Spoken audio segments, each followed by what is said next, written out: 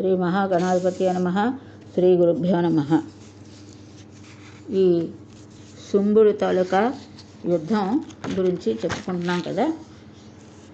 శుంభుడు ఇలాగా మళ్ళీ అంబికతోటి ఇలా అంటున్నాడు.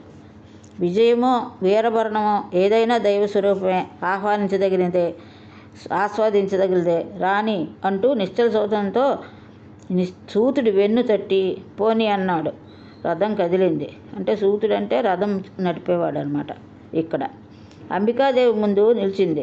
శుంభుడు ఏకాగ్ర చిత్రంతో చూశాడు. త్రైలోక్యమోహిని సింహవాహనుడా, సర్వాభరణ విరాజమాన సర్వలక్షణ సంవృత కనిపించింది. దేవ గంధర్వ అమరులు స్తుతిస్తున్నారు, పారిజాత పుష్పాలతో అర్చిస్తున్నారు. అంబికాదేవి నిశ్చలంగా శంఖం పూరిస్తోంది, ఘంటానినాదం చేస్తోంది. శుంభుడు మోహపరవశుడయ్యాడు, కామమోహితుడయ్యాడు, అనూహ్యంగా మన్మదార్తికి లోనయ్యాడు. ఆహా, ఏమి రూపం, ఏమి సౌందర్యం, ఏమి రణచాతుర్యం, పరస్పర విరోధులైన సౌకుమార్య ధైర్యాల కలయిక.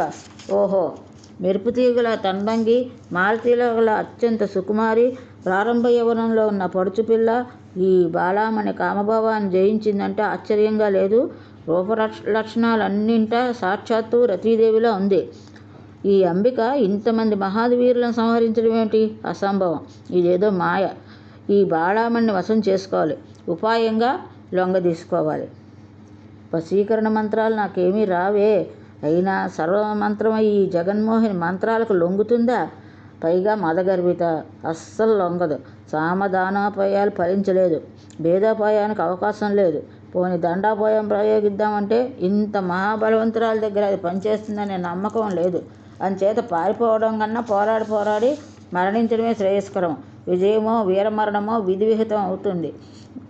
ఈ పూట అది జరిగి తీరుతుంది అని శుంభుడు ఇలా అన్ని విధాలా ఆలోచించి యుద్ధానికి నడుం బిగించాడు. ధనుష్టంకారం చేసి హోంకరించాడు. రథాన్ని మరింత ముందుకు పోనిచ్చి, దేవి యుద్ధం చేయి, ఇప్పటిదాకా నువ్వు పడిన శ్రమ అంతా క్షణంలో వృధా అయిపోతుంది. నీ మూర్ఖత్వం ఏమిటో నాకు అర్థం కావటం లేదు. ఒక ఆడది ఇలా యుద్ధానికి దిగడం కనీ విని ఎరగను. ఇది స్త్రీ ధర్మానికే విరుద్ధం. అయితే నీ వంటి అందగత్తెలకు చూపులే బాణాలు, కనుబొమ్మలే ధనస్సులు, హావభావాలే శస్త్రాలు, నాలాంటి పురుషుడే లక్ష్యం. సుగంధ ద్రవ్యాలే సమరసన్నాహాలు, మనోరథాలే రథాలు, గుసగుసలాడే బేరీ నినాదాలు. ఇంకా ఏమీ అవసరం లేదు. ఇతర శస్త్రాలను అస్త్రాలను ధరించడం కేవలం అభినయం, చమత్కారాలకేమి కానీ. సరసిదాక్షి, స్త్రీలకు అలంకారం సిగ్గే, ఇలాంటి ధార్ష్ట్యం కాదు. ధనస్సు ఎక్కుపెట్టి బాణాలను వదులుతూ ఉంటే మాటిమాటికి బయటపడే ఎత్తైన గుండెలను ఎలా దాచుకుంటావు? గదను చేతబట్టి శత్రువును వెన్నంటి తరుముతూ ఉంటే నీ సవిలాస మందగమనం ఏమవుతుంది? అదీగాక నీ వంట సుకుమారికి ఈ కరాళ కాళికాదేవి సలహాదారా? ఏదో మహామాంత్రికులాగా ఉందే తప్ప నీకు చిలకెత్తలా లేదు. గొంతు విప్పితే గరగరమంటుంది. పోని వాహనం చూద్దామంటే సర్వసత్వ భయంకరమైన సింహమా? వీణులకు విందు చేసే వీణానాదాన్ని వదిలేసి ఘంటానాదం చేస్తున్నావా? నీ రూపానికి నీ యవ్వనానికి పూర్తిగా విరుద్ధంగా ఉంది నీ సంరంభం. బాలామణి, యుద్ధమే చేయాలి అనుకుంటే దయచేసి ఈ సుందర రూపాన్ని విడిచిపెట్టు. వేలాడే పెదవులు, పెరిగి మెలకలు తిరిగే గోళ్ళు, గీస్తే మసిరాలే కాకి నలుపు, కాకి గొంతు, కాకి చూపు, లంబపాదాలు, కోరల్లాంటి దంతాలు, పిల్లి కన్నులు, ఇలా ఒక వికృతి రూపం ధరించి వచ్చి నిలబడు. కర్కశంగా మాట్లాడు, నన్ను రెచ్చగొట్టు, అప్పుడు యుద్ధం చేస్తాను. అంతేకాని ఇంత అందమైన ఆమె మీద కత్తి దూయడం ఎలాగా? నేను చేయకూడదు. మన్మథ మహాసామ్రాజ్యంలాగా ఉన్న ఓ బాల మృగనైనా క్షమించు. ఈ రూపంలో నిన్ను నేను సంహరించలేను. యుద్ధానికని వచ్చి కామార్తుడినై నిలిచి ఇలా ప్రసంగిస్తున్న శుంభుడిని చూసి జగదంబిక చిరునవ్వు నవ్వింది. మందమతి, కామమోహితుడివే పలవరిస్తున్నట్టున్నావు. నా మీద కత్తి దుయ్యలేకపోతే పోనీ, ఇదిగో కాడికి ఇక్కడే ఉంది. నువ్వు కోరుకున్న కరాళ రూపంలో ఉంది. ఈవిడితో యుద్ధం చేయి. నీ ఇష్టం వచ్చిన ఆయుధాలతో వ్యవహరించు. నేను ప్రేక్షకురాలనే సాక్షి మాత్రంగా నిలబడతాను. యుద్ధం చెయ్యాలనే ఉత్సాహం కూడా లేదు అని శుంభుడిని గేలి చేసి కాళికా వైపు తిరిగి మృదువుగా, హే కాళికే, ఈ కురూప ప్రియుని సంహరించు అంది. వెంటనే కాళికాదేవి 1000 మణుగుల బరువున్న ఇనపగదను అవలీలగా చేతి పట్టుకుని క్రూరంగా వికటంగా విరగబడి నవ్వుతూ శుంభుడు ఎట్టెదుట నిలిచింది. దానవ నాయకుడు తాను గద్దరించి కలియబడ్డాడు. ఇద్దరికీ భీకర సంగ్రామం జరిగింది. పాదగతాలతో భూమి కంపిస్తోంది. గదాఘాతాలతో ఆకాశం చిల్లుపడుతోంది. అత్యంత లాఘవంగా శుంభుడు వేటును తప్పించుకుని బలంగా గుండెలపై కొట్టింది. వాడికి కన్నులు బైర్లు గమ్మాయి. తేరుకునేలాగా వాడి రథాన్ని సారథిని గాడిదలను నుజ్జు చేసేసింది. భైరవ స్వరూపంతో భీకరంగా నవ్వింది. ఇంతలో శుంభుడు తేరుకున్నాడు. విరగబడి నవ్వుతున్న కాళికాదేవి గుండెలకు గురిపెట్టి గదను గిరగిరా తిప్పి విసిరాడు. వెంట్రుక వాసిలో నేర్పుగా తప్పించుకుంది కాళిక. కత్తి దూసి ముందుకు వచ్చింది. గదను విసిరిన ఊపులో ముందుకు తూలిన శుంభుడి ఎడమ భుజాన్ని లేత కొమ్మను నరికినంతగా తేలిగ్గా నరికేసింది. శుంభుడు రక్తసిక్త గాత్రుడై తూలిపడ్డాడు. మిగిలిన కొడి చేతితో కత్తి దూశాడు. దూసినంతలోనే కత్తితో సహా కుడి భుజం కూడా రాలిపడింది.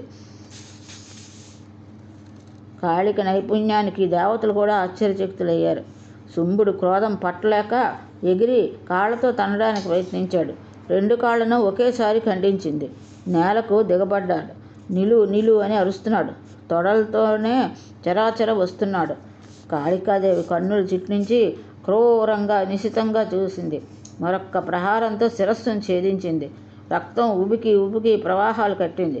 కళేబరం గిరగిరా శిఖరంలో నేలకు ఒరిగిపోయింది. శుంభుడి ప్రాణం అనంతవాయువుల్లో కలిసిపోయాయి. ఇంద్రాది దేవతలు ప్రత్యక్షమై కాళికను అంబికను స్తుతించారు. సుగంధ పరిమళాలు వెదజల్లుతూ చల్లని వాయువులు వీతించాయి. దిక్కులు తేటపడ్డాయి. హోమాగ్లు ఆనందంతో ప్రదర్శనార్థులు ఎగిరిమ్మాయి. హతశేషులైన దానవులు జగదంబికను శరణు వేడారు.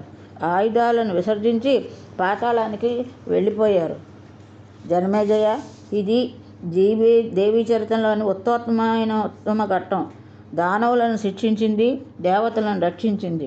ఈ ఘట్టాన్ని భక్తితో చదివినవారు, విన్నవారు సకల జయాలను పొందుతారు, కృతార్థులవుతారు. సంతానం లేని వారికి సంతానం కలుగుతుంది. నిర్ధనులు ధనవంతులు అవుతారు. రోగులకు పరిపూర్ణ ఆరోగ్యం చేకూరుతుంది. శత్రుభయం నశిస్తుంది. కోరికలన్నీ తీరుతాయి. ఇది జయప్రదము, విజయప్రదము అయినటువంటి ఘట్టం. వ్యాసమునీంద్ర, అంబిక మహిమను అద్భుతంగా వర్ణించి చెప్పావు. నా జన్మ ధన్యమైంది. ఈ జగదంబికను పూర్వకాలంలో ఎవరు ఎలా ఆరాధించి ప్రసన్నురాలు చేసుకున్నారు, ఏమి ఫలాలు పొందారు, ఈ విశేషాలు తెలుసుకోవాలని కుతూహలంగా ఉంది. దయచేసి వివరించు అని అభ్యర్థించాడు జనమేజయుడు. అప్పుడు వ్యాసుడు మాయా పూజా విధాన్ని తెలియజేశాడు. జనమేజయ, పూర్వం స్వరోచిష మన్మంత్రంలో సురదుడు అనే మహారాజు ఉండేవాడు. ప్రజలను ధర్మబద్ధంగా పరిపాలిస్తూ ఉదారుడై, సత్యవాది అయి, గురుభక్తి తత్పరుడై, శీల సంపన్నుడై, ఏకపత్ని వ్రతుడై, దానగుణంలో మేటి అయి, ధనుర్విద్య విశారదుడై, అభిరోధి అయి జీవితం గడుపుతున్నాడు సురదుడు. ప్రజలు మన్నలను పొందుతున్నాడు. ఇలా ఉండగా పర్వత నివాసులైన మ్లేచ్చులు అసూయపరులై శత్రుత్వం పెంచుకుని సురపుడి మీదకు దండెత్తారు. అశ్వ, హస్తి, రథ, పదాతి సైన్యాలతో మదోత్కటులై వచ్చిపడ్డారు మ్లేచ్చులు. సురదుడు సర్వసేనా సమూహుడై ఎదిరించాడు. మ్లేచ్చుల సైన్యం కన్నా తన సేనాబలం చాలా అధికంగా ఉన్నా దురదృష్టవశాత్తు సురదుడు ఓడిపోయాడు మ్లేచ్చుల దగ్గర. రణరంగంలో నుంచి పారిపోయి బలిష్టమైన ఒక దుర్గంలో దాక్కున్నాడు. మంత్రబలంతో మంత్రులందరూ శత్రుల పక్షంలో చేరిపోయారు. మ్లేచ్చులు ఆశపడితే లొంగిపోయారు. ఎంత నీతి మాలిన వాళ్ళు! వీళ్ళు రేపో మాపో శత్రువులకు నన్ను పట్టి ఇస్తారు. నీతి లేకపోయాక ఎంతటి పాపానికైనా ఓడిగడతారు. వీళ్ళని విశ్వసించకూడదు. లాభం ఎంత పనైనా చేస్తుంది. తల్లిదండ్రులు, తోబుట్టువులు, బంధుమిత్రులు, గురువృద్ధులు ఏ అనుబంధాలకు వీళ్ళకి పరిగణకు రావు. అందరినీ ద్వేషిస్తారు. అవకాశం దొరికితే అంతమొందిస్తారు. కాబట్టి వీళ్ళని విశ్వసించనని ఆలోచించి సురదుడు గుర్రాన్ని అధిరోహించి ఒంటరిగా అడవుల్లోకి వెళ్ళిపోయాడు. పోగా ఒక ఆశ్రమం కనిపించింది. అది సుమేధుడి ఆశ్రమం. ఎత్తుగా పెరిగిన వృక్షాలతో పచ్చగా కనువిందు చేస్తోంది. మధ్యలో ప్రవహిస్తున్న నదిలో ఇసుక తిన్నెలు, పరస్పర మైత్రితో సాధశత్రుత్వాలు విడిచిపెట్టిన క్రీడిస్తున్న మృగపక్షి సంఘాలు, శిష్యుల వేదాధ్యయన ఘోష, నీవారధ్యానంతో చేస్తున్న వంటల గుమగుమలు, హోమధూప సుగంధాలు, నానా పుష్ప పరిమళాలు సర్వప్రాణికోటికి సుఖప్రదమైన స్వర్గాన్ని మరిపిస్తోంది. ఆ ఆశ్రమం చూడగానే సురధుడికి మనసు తేలికపడింది. భయం పటాపంచలైంది. ఇక్కడ సుఖంగా జీవితం గడపవచ్చనే విశ్వాసం ఏర్పడింది. ఒక చెట్టు నీడలో గుర్రం దిగి దాన్ని అక్కడ మేతకు వదిలి పాదాచార్య ఆశ్రమ ప్రాంగణంలోకి వెళ్ళాడు. సాలవృక్ష ఛాయల్లో కృష్ణాజనం మీద పద్మాసనం వేసి కూర్చున్న తపోమూర్తిని చూశాడు. మూర్తి భవించిన శాంతం చుట్టూ కూర్చున్న శిష్యులకు వేదశాస్త్రాలను అధ్యాపసనం చేస్తున్నాడు. హరిషడ్భార్గాలకు అతీతుడై, ద్వంద్వాలకు అందనివాడై, ఆత్మజాన నిరుదుడై ఆకృతి దాల్చిన నిగ్రహంగా భాషిస్తున్న సుమేధుడిని చూడగానే సురధుడికి కళ్ళు చెమ్మాయి. బాష్పజాలు అప్రయత్నంగా ఉబికి దారులు కట్టాయి. అది దుఃఖమో ఆనందమో అసలు ఆత్మ ప్రక్షాళమో తెలియటం లేదు. అల్లంత దూరంలో మహర్షికి సాష్టాంగపడ్డాడు. భద్రమస్తు భద్రమస్తు, ఉత్తిష్ట ఉత్తిష్ట అన్నాడు మహర్షి. శిష్యులను పిలిచి దగ్గరగా ఆస్తరణం వేయించాడు. దాని మీద కూర్చోమన్నాడు. సురధుడు మౌనంగా వెళ్ళి కూర్చున్నాడు.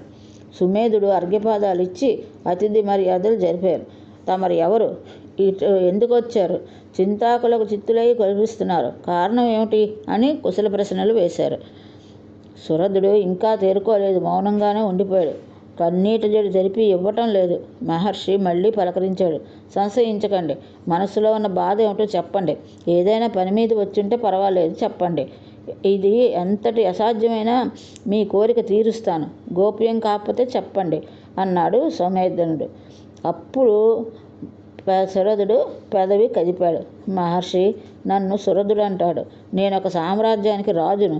శత్రువుల చేతిలో ఓడిపోయాను. రాజ్యాన్ని, రాజధానిని, పట్టమహిషిని వదిలేసి ఇటు వచ్చాను. నిన్ను శరణు వేడుతున్నాను. నువ్వే రక్షకుడివి. అన్యదా శరణం నాస్తి. నువ్వు ఏది ఆజ్ఞాపిస్తే అది భక్తితో ఆచరిస్తాను. శత్రువులకు దారుణంగా భయపడి నీ సమీపానికి వచ్చాను. శరణాగత వత్సల, రక్షించు, నన్ను రక్షించు అంటూ మళ్ళీ సాష్టాంగపడ్డాడు. సుమేధుడు లేవనెత్తి దగ్గర కూర్చోబెట్టుకుని అభయం ఇచ్చాడు. సురధ మహారాజా, మీరు ఈ ఆశ్రమంలో నిర్భయంగా నివసించండి. ఇక్కడ ఏ శత్రు భయము లేదు, ఉండదు. ఇక్కడికి వచ్చేవారంతా తపోబల సమన్వితులు. హింస అనేది ఈ దరిదాపులకు రాదు. వనవృత్తితో జీవించేవాళ్ళమే కానీ అందరం నీవార కందమూలాలతోనూ మా జీవనం.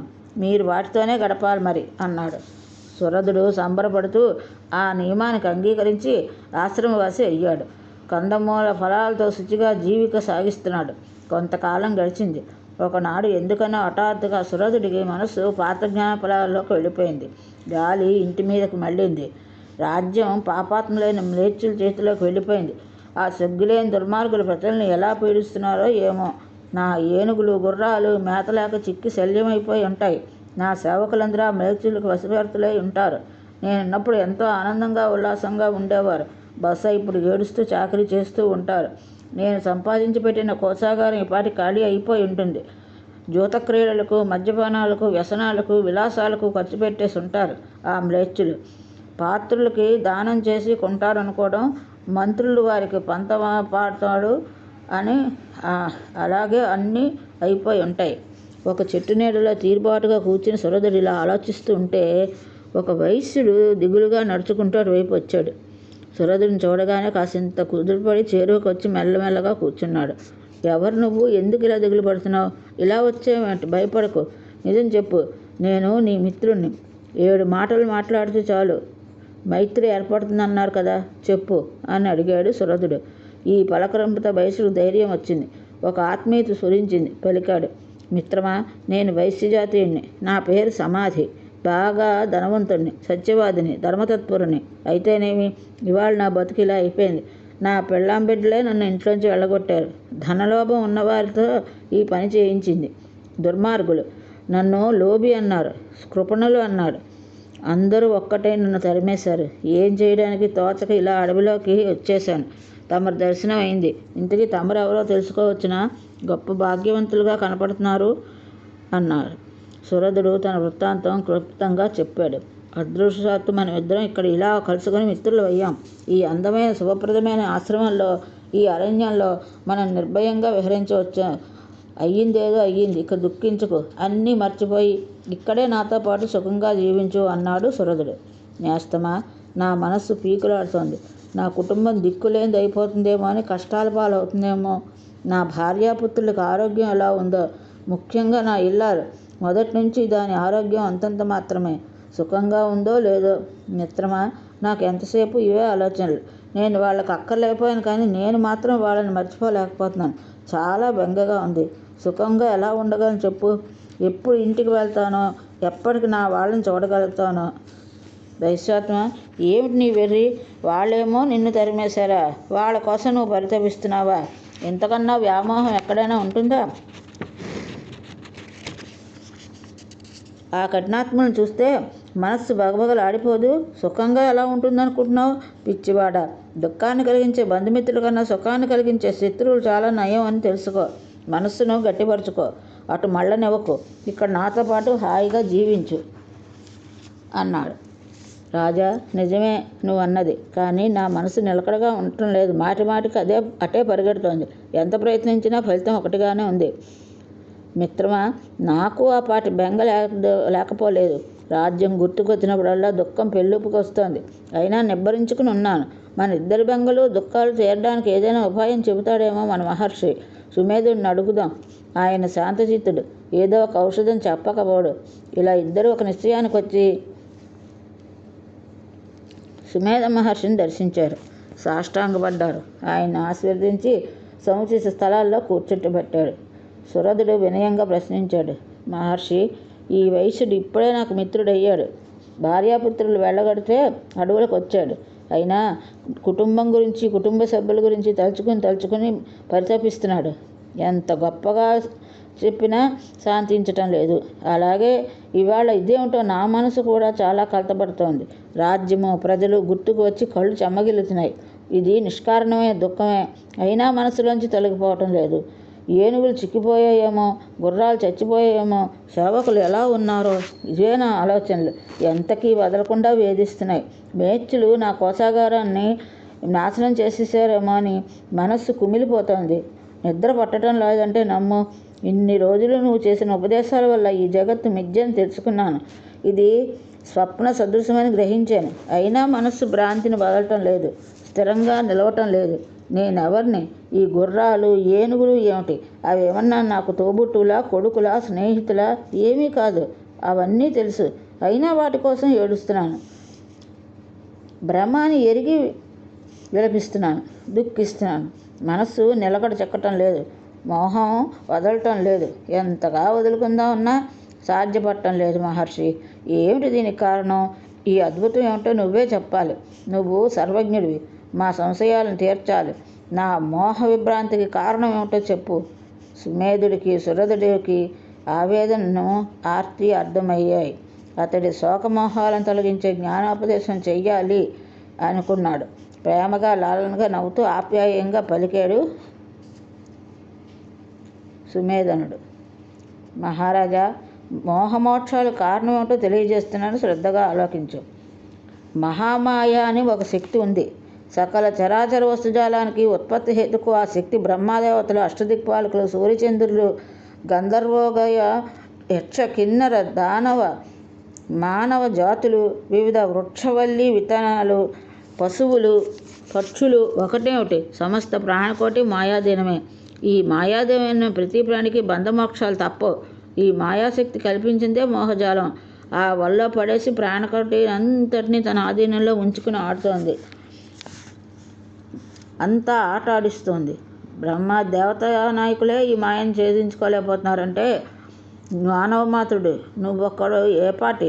అందున క్షత్రియుడివి, రజోగుణ ప్రధానుడివి. ఈ మాయాశక్తి జ్ఞానుల మనస్సులను కూడా సమ్మోహపరుస్తుంది. బ్రహ్మదేవుడు, శివుడు, వాసుదేవుడు, వీరికి మించిన జ్ఞానులు ఎవరు? వీరే సమ్మోహితులే అనురాగ విభ్రాంతిలో మునుగుతున్నారు. పూర్వం సత్యయుగంలో ఒకప్పుడు నారాయణుడు శ్వేతదీపానికి వెళ్ళి స్వయంగా మహాతపస్సు చేశాడు. బ్రహ్మ విద్యను తెలుసుకోవాలని అతని కోరిక. బ్రహ్మదేవుడు కూడా తపస్సు చేశాడు. అనస్వరము, శాశ్వతమైన సుఖాన్ని తెలుసుకోవాలని అతడి వాంఛితం. కొంతకాలం తపస్సు చేశాక నారాయణుడు స్థలం మార్చేశాడు. అదే ద్వీపంలో మరో ప్రదేశంలో కూర్చుని తపస్సు చేయసాగాడు. బ్రహ్మదేవుడు అలాగే స్థలం మార్చాడు. ఈ సంరంభంలో మార్గమధ్యంలో ఇద్దరు తారసపడ్డారు. నువ్వెవరంటే నువ్వెవరు అనుకున్నారు. నేను ఈ జగత్తుకి సృష్టికర్తను అన్నాడు చతుర్ముఖుడు. మూర్ఖుడా, నువ్వు సృష్టికర్తమేమిటి? నేనే సృష్టికర్తను అన్నాడు చతుర్భుజుడు. నువ్వెంతంటే నీ శక్తి ఎంత? నీదంతా రజోగుణం, నేను సత్వగుణం. మూర్తిభవించిన వాసుదేవుని తెలుసా? సనాతుడిని తెలుసుకో. ఒకప్పుడు మధుకైటవులు నేను చంపబోతే నేనే రక్షించానని గుర్తు తెచ్చుకో. మోహంలో పడిపోయి వెర్రవీగి గర్వించి మాట్లాడుకో. అది మంచిది కాదు. ఈ సృష్టిలో నాకంటే గొప్పవాడు లేడు. ఇది సత్యం, గుర్తించు అని విష్ణుమూర్తి జమాయించి పలికాడు. ఇలా బ్రహ్మ విష్ణులకు వివాదం చెలరేగింది.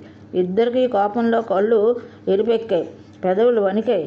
నేను గొప్ప అంటే నేను గొప్ప అని కలహించుకుంటున్నారు. అంతలోకి ఇద్దరి మధ్యలో ఒక లింగాకావరం ఆవిర్భవించింది. ఇద్దరూ ఆశ్చర్యపై చూస్తూ నిలబడ్డారు. అశరీరవాణి వినిపించింది. బ్రహ్మన్, విష్ణు, వివాదం చాలించండి. మీ ఇద్దరికి ఒక పోటీ పెడుతున్నాను, ఆలకించండి. ఈ లింగానికి అంతం చూసి రావాలి. చూసి ఎవరు ముందుగా వస్తే వారే గెలిచినట్టు, వారే గొప్పవారైనట్టు. ఇద్దరు చెరొక వైపు ప్రయాణించి సాగించండి అన్నారు. ఆ ఆకాశవాణి మాటలు వినడంతో విష్ణుమూర్తి ఆ లింగం వెంట పాతాళానికి ప్రయాణం అయ్యాడు. బ్రహ్మదేవుడు పైకొని చూసి రావడానికి ఆకాశం వైపు కదిలాడు. విష్ణుమూర్తి ఎంత దూరం ప్రయాణం చేసినా లింగం అంతం కనబడటం లేదు. అలసిపోయి విసిగిపోయి తిరిగి వచ్చాడు. బ్రహ్మదేవుడికి అంతే. అగ్రం దొరకటం లేదు. కానీ శివుడి నెత్తి నుంచి జారిపడిన ఒక మొగలి రేకు దొరికింది. అది పుచ్చుకుని తిరిగి వచ్చేశాడు. లింగాగ్రభాగం దర్శించి వచ్చాను. ఇదిగో ఈ కేతకీ దళం అక్కడే దొరికింది, నిదర్శనంగా తీసుకువచ్చాను అన్నాడు. విష్ణుమూర్తి ఒప్పుకోలేదు. దీనికి సాక్షి ఎవరని గద్దించాడు. ఏదైనా వివాదం చెలరేగినప్పుడు సచ్చీలుడు, సర్వసముడు, యథార్థవాది అయిన మేధావిగా సాక్షి అంగీకరించడం అంతటా ఉన్నదే కదా. నువ్వు లింగాగ్రం చూసి వచ్చావనడానికి కానీ, ఈ కేతకీ దళం అక్కడే అనడానికి కానీ సాక్షి ఎవరో చెప్పు అని నిగ్గదీశాడు నారాయణుడు. అంతటి సుదూర ప్రదేశం నుంచి నీకోసం సాక్ష్యవుడు వస్తాడు. నేను చెప్పేదే సత్యం అయినట్టయితే ఇదిగో ఈ మొగలి రేఖే సాక్ష్యం పలుకుతుంది అన్నాడు చతుర్ముఖుడు ధీమాగా. మొగలి రేకు చాలా స్పష్టంగా సాక్ష్యం చెప్పింది. శివుడు సరస్సు నుంచి ఈ నా బ్రహ్మదేవుడు నన్ను తీసుకువచ్చాడు. ఇది సత్యం, ఏ సందేహం లేదు. శ్రీహరి, నా మాట నమ్ము. బ్రహ్మదేవుడు లింగాగ్రం దర్శించి వచ్చాడు అంది. అయినా విష్ణుమూర్తి విశ్వసించలేదు. నీ మాట నమ్మను, నాకు శివుడే ప్రమాణం, అతడే చెప్పాలని మొండికేశాడు. ఈ సంభాషణలన్నీ వింటున్న శివుడికి మొగలి రేకు మీద కోపం వచ్చింది. కేతకి, అసత్యాలు చెప్పకు. నా శిరస్సు నుంచి జారిపడి సగదూరంలో బ్రహ్మదేవుడికి దొరికావు. ఇది సత్యం. బ్రహ్మకు అనుకూలంగా అసత్యం పలికి కూటసాక్ష్యం చెప్పావు కనుక నిన్ను పరిచయిస్తున్నాను. ఇక నుంచి నువ్వు నా పూజకు పనికిరావు అన్నాడు మహాశంకరుడు. చతుర్ముఖుడు సిగ్గుతో తల ఉంచుకున్నాడు. మధుసూదనుడు శిరస్సు వంచి నమస్కరించాడు. ఇది ఈరోజు భాగవతం. ఇంతటితో స్వస్తి.